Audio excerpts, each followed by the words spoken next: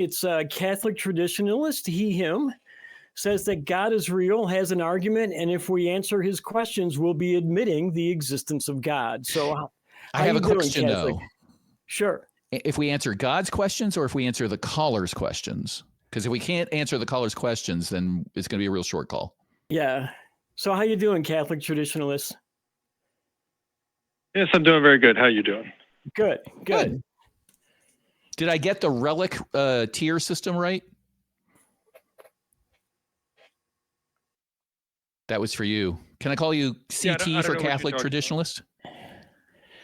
Sure, that's fine. You can call me CT. Okay. So did you hear our previous discussion about the relic tier system, the tier 1, tier 2, tier 3 relics for the Catholic Church? No, but that's not why I'm here. I know. I just was hoping that you had heard and I could get some immediate verification. So what's up?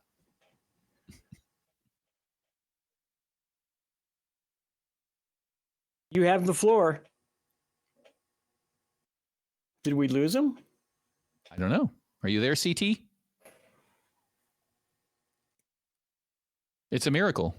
God intervened and prevented the call. Yeah, I don't know what happened. Did he drop? You know, I'm going to return him to the queue for a minute, and we'll see what happens. We'll try to pick him up here in a minute. So let's bring Catholic traditionalists back. How you doing? Sorry about that. Yep. Yes, can you hear me now? Or yeah, totally can hear you. Sorry about that. Okay, yeah, because I could still hear you guys, and I didn't see that the call ended, so I don't know why. Yeah, that was weird. It might have been a problem with our call-in program, so that it does happen sometimes. So what you got for us, CT? Yeah. So you guys are atheists, right? You claim to be atheists. Well, I always claim to be. I guess I claim. What do you? I always label myself as an atheist, but fair enough. Why don't we skip the label word and ask like specific questions? So, because I think the word atheist is loaded and people use it differently. Should we tell you what we actually believe? Yeah. Now, with regards to whatever God it is that you don't believe in, could you define that God that you don't? No. Speaking about this, I can't because I on this show, and I'm sure Kelly can confirm this. I get presented. Almost every single caller has a slightly different God that they present us. They propose to us. There's lots of gods out there, which is why I'm an atheist. And what is igtheist? I'm not familiar with that one. That reminds me of fish. Igtheism is the idea that the question of the existence of God really has no meaning because no two people have the exact definition of what God is. Basically, there's no unambiguous definition of God that everybody uses, so we can't really define whether or not that God exists if we can't define the God first. That's great. That's a great term. My position's a little different. My position is I have yet to be convinced that there are any gods, but I am open to being convinced. So I'm not saying I am convinced that there are no gods. I have just yet to be convinced that there are any. So everybody who's presented me with some model of a god, I have found wanting. And that's, if you want to call that an atheist, so be it. Some people prefer the term agnostic, but I think linguistically there's a problem with that. But that's my position, for want of a better word. Do you understand where we come from, CT? Yeah, that's fine. So for the sake of discussion, I'll go ahead and give you my definition of God. And by the way, there are more than two people that share this definition. Like, for example, I'm sure you're familiar with Darth Dawkins, right? And Matt Slick. Right? Yeah, but I bet if you and him were together, you wouldn't agree on everything 100%. I would guarantee it. That you would not 100% guarantee it. And I'm going to ask you I'm going to say right now, I hope you are not using the Darth Dawkins argument. Well, with regards to the nature of God, we would be in agreement. Now, perhaps with regards to teachings, biblical teachings, we might not be in agreement. But with regards to the nature, well, there you go. Then that's what I'm talking about. You're not totally in agreement, and I don't know two people that are. Even the people who are sitting next to each other in the same pew in the same church are not going to agree 100%. Sure. But with regards to the nature of God, I've spoken to Matt Slick and Darth Dawkins many times, and we're 100% in agreement. But you're not 100% in agreement about everything about God. And that's my point. You can say you're 100% Sure, in agreement about this one thing of God, but not 100% about all of God. And that's the point I'm trying to make. And you keep saying, no, that's not right. We still agree on this one point. Well, I'm not talking about one point. I'm talking about the whole big picture.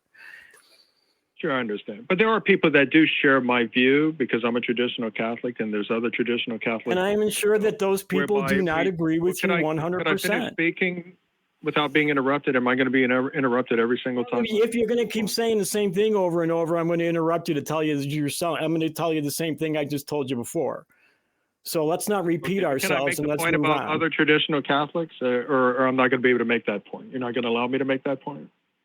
What, that you believe the same thing 100% as other traditional Catholics? Sure, you can make that claim. I don't believe it. Is that core to your discussion? How many people agree with you? Well, I'm just refuting the fact that the individual said you won't find two people that believe the same thing with regards to God, and I'm sticking by that. I mean, false, I could make the same argument. That is false. Sure, I could make the same argument about you won't find two people who believe exactly the same thing about George Washington, right? The visualization in one's mind is unique to oneself, if you want to get deep about it, right? So it's kind of an interesting position from a actual, like, what do we know and how much can we actually, like, how much does language limit our ability to convey meaning to each other? And so what is our ability to even check to see if we have identical beliefs about a concept? So we've got linguistic limitations, but we also just have a physical problem of two brains are physically different things. And the way that you model a thought in your brain chemically is going to be different from person to person. So I think we should probably move past that concept to what your point of your call is. Yeah, let's get to your questions. Well, we could do that. But I was simply refuting his claim and showing that, yes, if you but you called with some questions. Let's get to your questions. Okay. I understand. You want to move past this because I was refuting your earlier claim. Okay, no, we want to move past it because we want to have a productive conversation. You didn't give me any fucking proof at all. You didn't refute shit. Okay? You didn't. Yeah. You just made a counterclaim. And okay, I accepted your counterclaim. I even said that. Let's move on now. Right. So let's move on. Don't get triggered. Calm down. No need to get angry and upset. All right. No need for before we move on, I think we need to level set here. All right. I took the time to give you an example of what I meant, or what could be meant, about the physical and logical impossibility of two people to hold the exact same idea at the same time. Okay, I took the time to explain that out. You then got all snarky and started making snide remarks about Kelly and his response and lack of response. And are you going to let me? I very strongly suspect, based on this whole thing so far, that you are not an honest interlocutor. You have no interest in an actual conversation. So I'm going to level set and pretend like this is a brand new call, and I would hope that it's going to be productive. I genuinely tried to engage with you, and you ignored my whole explanation and just kept pointing at Kelly. So let's start again. You called in to tell us something about an argument for God. Could you please tell us what that is? Sure, I'll be happy to do that. So with regards to God, I'll go ahead and define God for the sake of discussion. Let's say generally God is an intelligent agent who has the power and ability to instantiate and impose all states of affairs and didn't have a beginning like you and I. In other words, not a created being. Now, you don't believe that God exists, right? I'm not convinced that such a being exists. Are you going to present any evidence of this being? Yeah, I don't accept the existence of God because I haven't seen sufficient evidence, but I'm not saying that there is no God. Just that I haven't seen sufficient evidence. Well, you're going to present the evidence, yeah. No, that's not how this works. Remember, we're not going to play that game. We're not going to play that game. Knowing who you cited when you called in, I am guessing you're going to make some sort of presuppositionalist argument that try to shift the burden of proof. So let's be clear. Let's be clear about how burden of proof works. All right. I'm an attorney. One of the things I've studied in my studies is, where does law come from? For example, the common law of England dating back to the Magna Carta. It is a set of rules that we've established that is seeking to find truth using the best systems we can when there's a dispute. And one of the things that have come to rise out of this are the rules of evidence. The federal rules of evidence are sort of the written down version of what we've learned over the last 800 to 1,000 years about what can constitute reliable evidence and unreliable evidence. And at a trial, the person making the claim, just like in logic, the person asserting, the plaintiff or the state who is making the claim, i.e., I'm guilty of murder, or you stole the potato chips, or you put your driveway on my land and you need to move it, that person has the burden of proof. They are the ones who must present evidence to convince the finder of fact, who is the judge or the jury, as to the veracity of their claims. And if they fail to do that, the verdict is for the defendant, the default position of somebody becoming or remaining unconvinced that the plaintiff is right. That is the world we live in. The reason that the courts do this is it is the absolute best system we have to make sure that we don't make conclusions that are false. We don't start with the presupposition that the defendant is guilty and then work backwards and have somebody prove the otherwise. So if you are not going to actually produce evidence for your claim and then try to walk away like you claimed a victory, you do not understand logic, you do not understand history, and you do not understand how humanity works to make the best systems in the world that we can for coming to these sorts of conclusions. So given all that, do you have any evidence for your God? Yes, I do. Okay, let's hear it. Yes, and remember the premise of this conversation from the very beginning was that you said you were going to accept answering my questions, and that by answering my questions, No, I did not. It was going to show that God does exist. Yes, I did not say I would accept answering your questions. Did you say that, Kelly? No. No, we did not say we would accept answering your questions. So stop putting words in our mouth. I had a feeling that maybe we might not give the answers you want. So, but let's go ahead. Understand, you guys want to look to drop me because you're not going to be able to answer these questions because they will prove that God exists. So you're looking for an excuse to run away. So where's your Nobel Prize in philosophy? Yeah, so it's a tactic that where's your chair? Where's your chair at a university for logic, reason, math, religion? Because if you've got you're any smarter than anybody else. Yeah, if you've got a foolproof proof of God, then you either have to believe a conspiracy theorist to say, yep, this is some sort of proof of God I'm about to give on this call-in show from the atheist community of Austin that should convince anybody that God exists and prove, in fact, that God exists. But there's a conspiracy in the world to suppress and deny it. So that's one position. Or you're full of shit.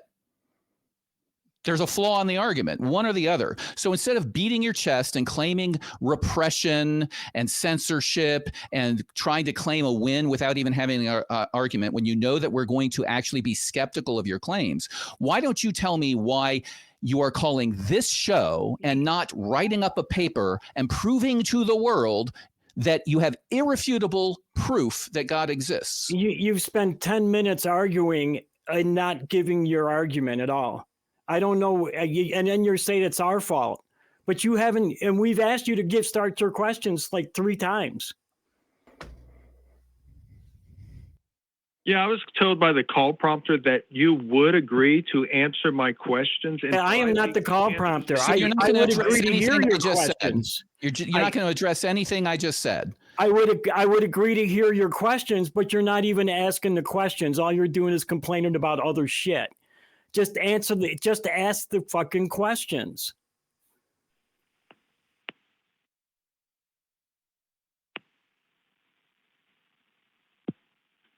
You there, TC? I think he hung up on us. Yeah, I'm still here. Oh, there we go. Here. Okay, well, what's question number 1? Yeah, let's just cut to the chase. Oh, We will now you're note ready that to answer my questions, huh? You're not going to run We away have from been from the beginning. Jesus You know, I'm fucking getting ready. Christ. I am getting ready to cut you off because we have been from the Okay, beginning. hold on, have Kelly. asked I you got a 3 question. times to start your questions. I have a question. I have an honest question Holy again for you, CT.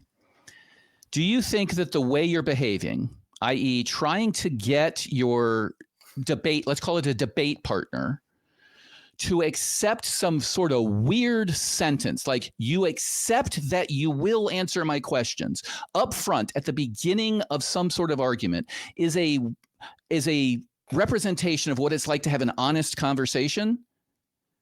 Why are you being so evasive about that? That's what the call prompter, when I had the conversation with this individual, he said that they're not on the call right now. Yeah, we're not him. We are not him. We're not him. He is not. He is. We're not him, and the phrasing is what I'm asking about. You're asking if we accept to answer questions. Will I answer your questions? Yes. Is that all you want from me? Is to say, yes, I will answer your questions as I have been all along? Or is this the weird wording of accept that I will answer my questions? Is your argument rely on that?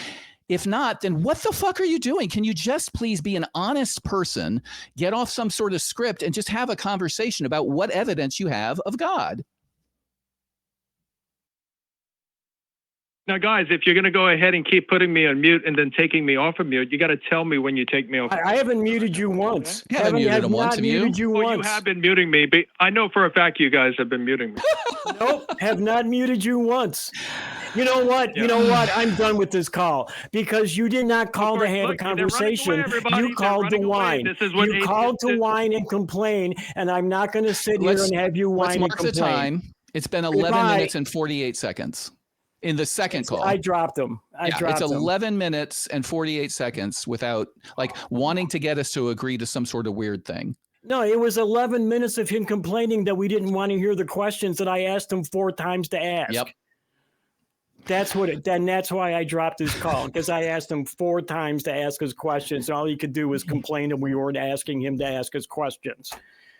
I will go back to what I asked about before. If you're going to call in a small internet talk show out of Austin, Texas, with absolute proof that God exists, why? Why are you not writing it up as a professional paper and winning all sorts of philosophy, religion, science awards? Like, if you could prove that God exists, go do it. If you're going to call in here and play word games for 11 minutes about whether or not we agree to or we accept that we will answer questions, to try to put us into some sort of word trap about presuppositionalism, quite frankly, you're just a drain on society, man. I don't know what you're doing on a Friday night doing that. I'm here for honest conversations, not people trying to do some sort of, it's kind of like those people who do magic tricks by saying, think of a number and multiply this and and haha, I got what your number is. It's like I set up the entire thing so you will say yes to some weird verbiage, and then later I'm going to try to call you on something, rather than saying, okay, let's go back and amend my answer, or let's go back and redefine things. And when you run into that, it's shocking that he would not just engage with us. Mm-hmm. Yeah. And you know what the purpose was at the end, right? He had a script and we weren't paying. We weren't on his script, so that it was blowing his whole thing. That was obviously what the problem was.